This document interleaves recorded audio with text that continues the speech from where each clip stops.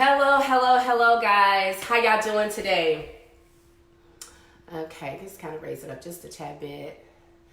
Okay, so we are live. So glad to have you guys on today.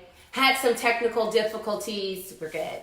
Had some technical difficulties, but we are here. So we're going to give everyone an opportunity to actually get on. And so I want to welcome you guys to our live broadcast on today. Welcome to our Women's Summit. We've had such a great time so far. The enemy is always busy, but I tell you what, when you're busier, he cannot get the best of you. So we're going to give it just a few moments. Sorry for our tardiness. We're supposed to get started at 3 p.m. Central. And I don't know why I'm on 4 p.m. Eastern, but for some reason I was on Central Time Zone. So I'm going to go ahead and get our other platforms logged in, and we'll get started, guys, here in just a few moments. So welcome in. So glad to have you. So glad that you guys are with us on today. And okay, so all right, so we are live. Want to welcome you guys. Welcome in, welcome in, welcome in. You know, as a woman boss, you know, you have to multitask. So glad to have you. Glad you guys are here.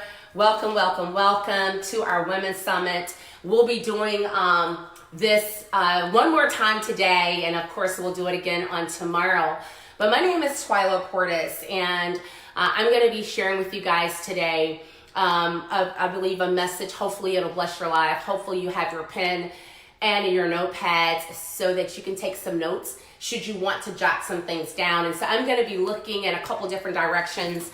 Maybe I should move this over to this direction so we can make it a little bit easier. All right. So I think that'll work. Okay.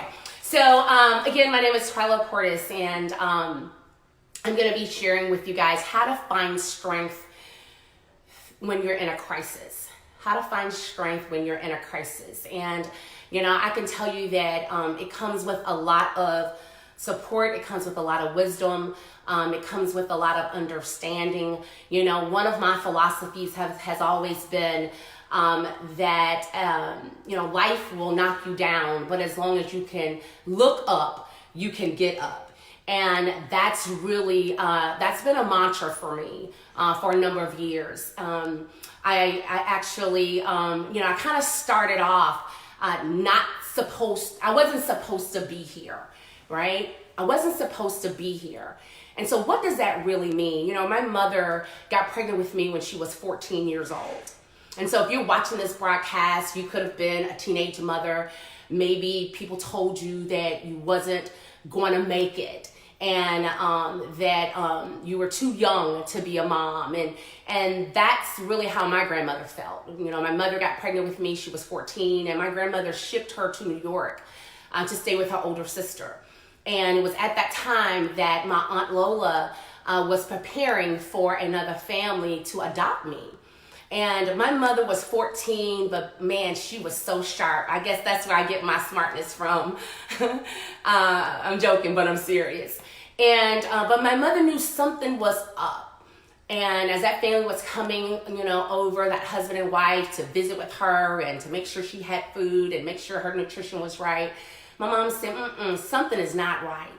Have you ever been in a place where something didn't seem right, and you knew it in your gut, you knew it in your heart that it wasn't right, but you stayed there, and it turned out that it wasn't, and you wish you would have made a move? But my mom was so smart. She knew something wasn't right. It didn't smell right. But guess what, guys? My mother, at 8 months pregnant, got on a Greyhound bus and took a bus from New York back to Opelousas, Louisiana. Okay? That's a very, very long ride. But guess what? Because she was so young, she would go to the elderly and write letters for them and make a little bit of money. See, guys, when there is a will, there is a way. And so my mother had a will to get back because she knew something wasn't right. And long story short, my mother got back to Louisiana, stayed with my father's mother, which is my other grandmother, had me, and I'm here today.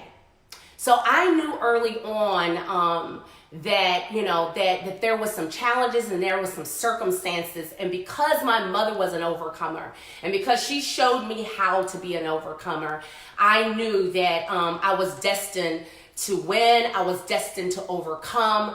I would not let crises and challenges hold me back. And so I adopted that philosophy. And as I grew older in life, and as life does, it will kick us. It will kick us in the gut. And I'm telling you, you'll double over. But, you know, when you get your win, you know, you're back up and you're standing taller and stronger than you ever did before.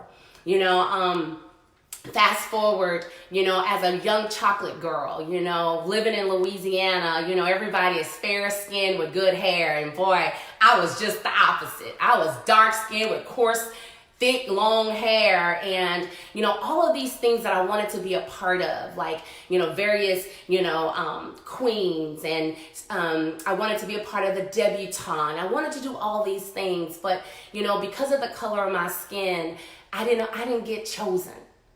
Right? I didn't get chosen. So how do you overcome those things that are, you know, that come up against you, things that are prejudice and things that you know that you were good? I remember trying out for majorette over at Texas Southern University. And man, listen, I was good. I was real good, right? Had the right body, you know, small waist, thick hips, right? But had the wrong skin color. You know, every girl that gone before me, you know, was fair skinned. And I said, you know what, I'm going to break that cycle. Okay. I had the will, you know, to make sure, you know, but I had to work harder. See, ladies and gentlemen, whether it's in corporate America, whether it's in your traditional business, whether you are at the board, in the boardroom, whether you're at the conference table, wherever you might be, you know you have the gift. You know you have the talent, but sometimes you got to just work a little bit harder.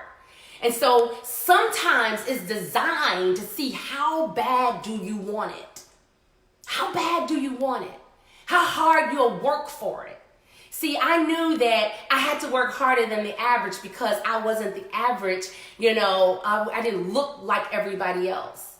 You know, well, everybody else went through 2 tryouts. I went through 4. Right? But I was so good. I worked so hard behind the scenes. You know, I could not be denied. See, ladies and gentlemen, you got to find the strength through the crisis that might be going on in your life. And so how do you do it? Step 1. You have to have the right set of words.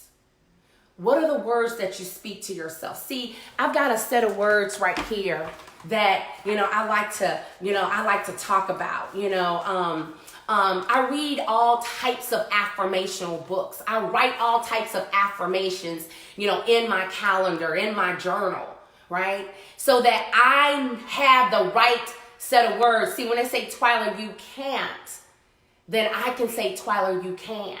See, I can speak things like, you know, I only say and do the things that support what I believe. I am a product of what I believe and I promote. I vividly picture the success I desire. That's why, ladies and gentlemen, I go dream building.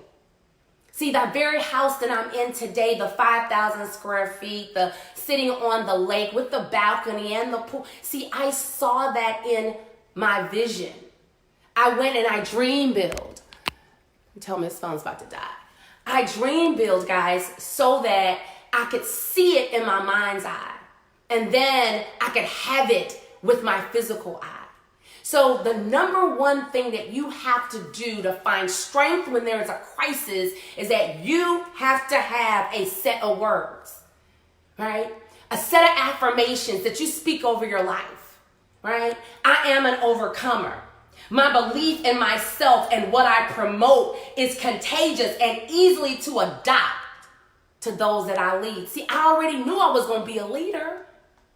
How did I know? My mom told me. And I believed it. I always knew I was different. That's why people treated me different, right? You know, coming from Louisiana, we had some little broken English. You know, yeah, and that, and all. See, I made a decision that I was going to make sure that I spoke well, that I articulated well. How did I do it? I practiced in the shower. How did I do it? I practiced in the car. How did I do it? I would practice when I lay down at night. I practice when I'm in the mirror combing my hair, right? So you have, in order to get better and to make sure that you've got the strength that you desire, number one, you got to have a set of words that you speak to yourself, and it's for yourself. And you may have a whole different set of words that you teach the people around you, that you teach your family. See, every day my son gets a text, right, with a set of words. That's why he believes that he can be, a number one designer. He believes that he can be, a number one entrepreneur. He believes that he could be very successful because the set of words that he says to himself, for himself, he believes for himself. Okay? It's number one. Number two, ladies and gentlemen, you have to make sure that you have a mantra. Everything was happening. Everything was happening. Girls passed away. Car crash. 19 and 18. Beautiful. Their entire lives were before them. 5 days later, the same grilling, yell, cry that I got from their mom, 5 days later, she got from me. How does that happen? Or why does it happen? Vibrant, great man, healthy, lays down on Thursday, don't get up on Friday morning. How does that happen? But so I was able to find the inner strength. People were here in record numbers. Seemed like everybody got the news at the same time. And here it is, Friday, Good Friday, I might add. And the girls were to be buried the very next day on Saturday. So how do you find the strength? I was over the visual that very day, that very Friday. So how did I find the strength in a crisis? Why didn't I say, Stacy, I'm so sorry. I just lost my husband. I can't be there for you. She would have understood. It would have been perfectly okay. But I dug deep. And I started praying. And probably for the first time in my life, I know I prayed in tongues. And the strength, the inner strength that came over me is something I can't even explain. I can't even explain it. But I remember saying, hey, listen, we got to bury the girls tomorrow. And then we'll start thinking about Erwin. It just was that inner strength. You know where it came from? It came from the preparation all the years before. It came from the preparation of all the years before. It came from reading books like this, How Do Successful People Think? Right? It came from the 9 fruits of the Spirit. Some of my favorite books, it came from The Power of I Am. See, these are books that I've read more than once, more than twice. Actually, all these books that I have here are my favorites. I've read them more than 5 times. See, it came from the preparation because the mind was strong, therefore the body is strong. It came from books like Think and Grow Rich. That's where the power and the strength comes from. It comes from what you do on a daily basis. See, it came from, the 100 verses of prayer. My good friend Martin, years ago, right? He gave me a book called Stillness. As a matter of fact, do I have it here? Let's see. Man, I don't have it here. Yep, got it. Success through stillness. See, ladies and gentlemen, number 2, you got to get still. See, the COVID-19 has come in a way where it has made us get still. It's made us spend time with our families. It has made us spend time with ourselves. It has made us think about what is it that we really want in our lives. Who is it that we really want to be? Who is it that we really stand for? What is it that we're going to do for others? Do we really care about people? Do we really have a humble spirit? See, it has allowed and made us get what? Still. How do you find the strength in a crisis? Ladies and gentlemen, if you've been weak all your life, in a crisis, baby, guess what? You're going to be weak. If you've been, a murmurer and a complainer and you haven't worked on yourself all your life, when a crisis comes, you ain't going to know how to handle it. It'll just wipe you out. When the crisis comes, it'll wipe you out. And so no disrespect to anybody. But when the crisis came in your life, you had to get on medication and you had to, stop your entire life. You lost a whole lot of weight, or you got real big and fat, or you lost all of your hair, and all of those things, it's because, ladies and gentlemen, there was no preparation. It's because you haven't listened to anything. You haven't put anything into practice. You've been around and in the wrong circles. You haven't been stretched at all whatsoever. You find strength, ladies and gentlemen, when you have prepared. When you are prepared. And the way you get prepared, for some of you, it's reading your Bible. It's a great way to be prepared. For some of you, it's reading these personal self-development books. Maybe it's Jesus is Calling. I know everybody got this book. I know Lanika got it. Tanya, I know Bonita has it, right? And so, guys, that's how you find strength in time of a crisis.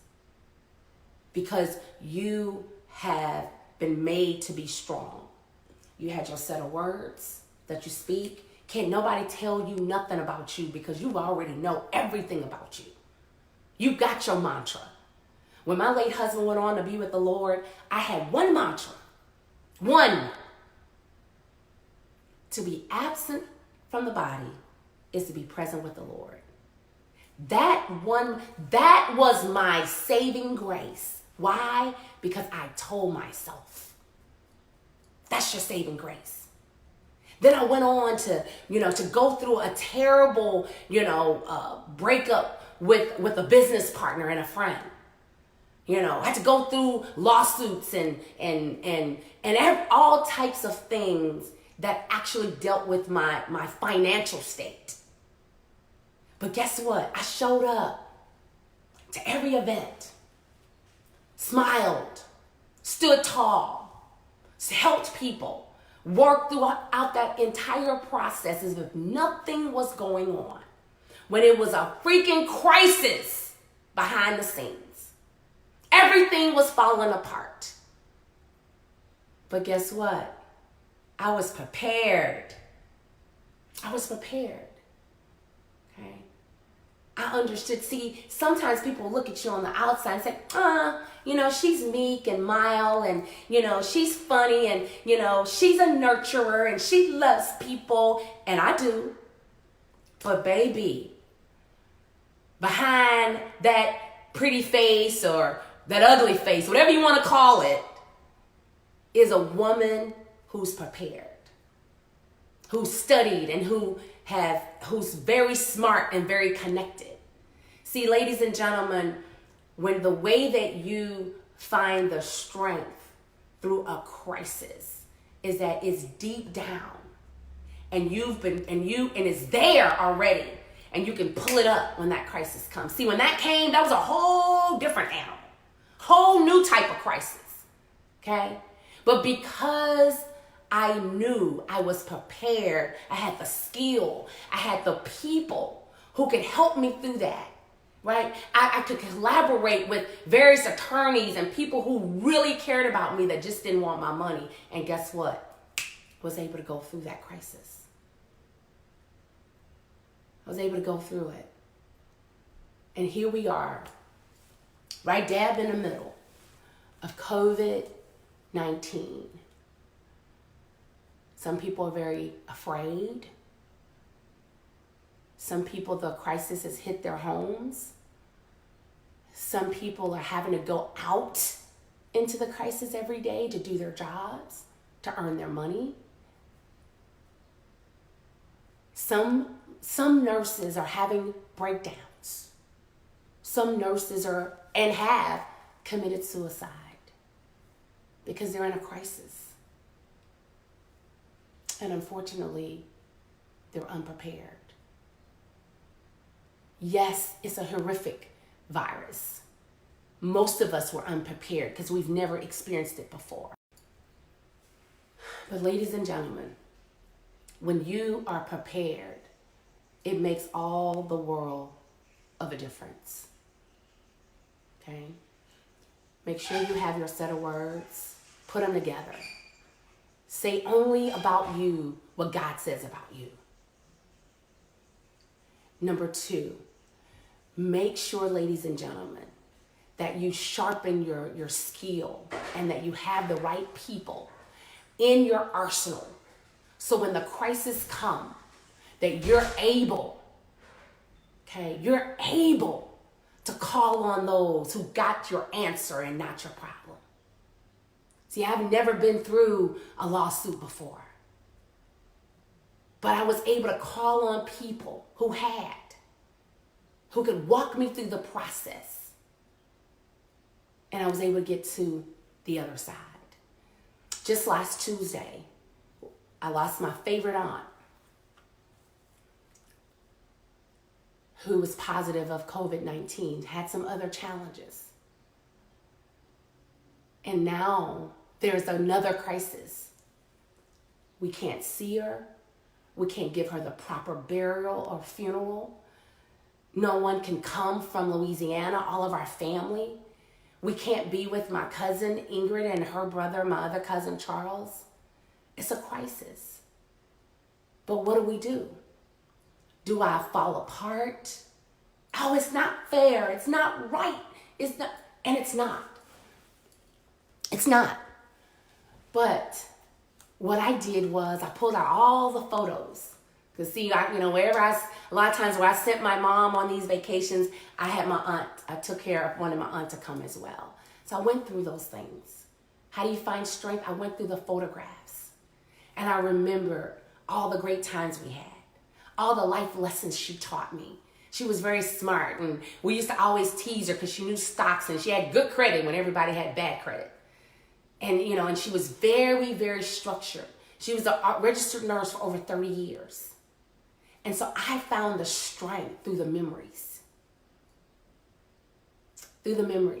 Because sometimes we get wrapped up in what is normal. It's normal to go to the funeral and to sit there and listen to the eulogy. Guess what? My aunt already preached her eulogy. She worked in the community. She worked as a registered nurse for over 30 years. She taught her kids. She prepared them. She taught her nieces and nephews. You know what? She was a person who knew all of the family, go visit all of the family. So guess what? I know her eulogy. I don't need a minister to teach me and tell me who she is. So guess what? You just turn that thing around. You turn it around. And what could mean for bad, you turn it around for good. You turn it around for good. Now with Zoom, guess what? We can have the family function on Zoom.